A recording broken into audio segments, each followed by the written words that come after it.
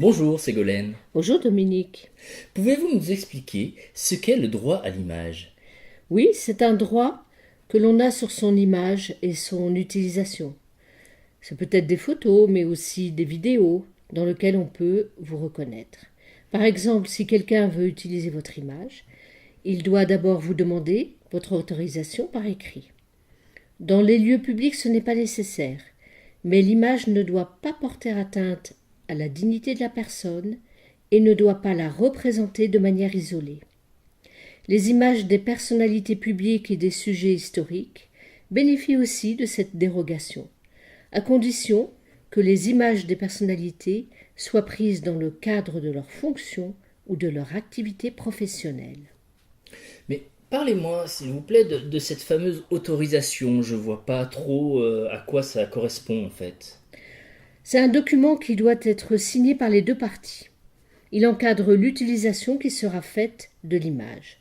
Ce document décrit l'événement ou le projet, premièrement. Deuxièmement, le type de média utilisé.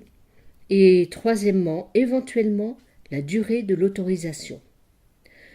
Une chose que vous devez aussi savoir, c'est que si vous donnez votre accord pour être photographié, cela ne veut absolument pas dire que vous autorisez la diffusion de l'image. Cela doit être précisé dans le document. 3 exemples d'autorisation sont disponibles sur le site www.servicepublic.fr. Un pour les majeurs, un pour les mineurs et un pour les personnes décédées. Mettons que je sois concerné. Comment je dois m'y prendre pour que mon image soit retirée? Il faut contacter le responsable de la diffusion et s'il ne répond pas dans les 2 mois, vous pouvez porter plainte auprès de la CNIL, c'est gratuit. La CNIL, c'est la Commission nationale de l'informatique et des libertés. Vous pouvez les contacter sur le net. Ils s'occuperont d'avertir la personne concernée et éventuellement de la sanctionner.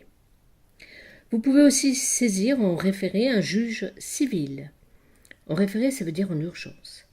Pour obtenir le retrait de votre image, demandez des dommages et intérêts, ainsi que le remboursement des frais engagés pour le procès. Merci Ségolène, c'est beaucoup plus clair maintenant. À bientôt. À bientôt, Dominique.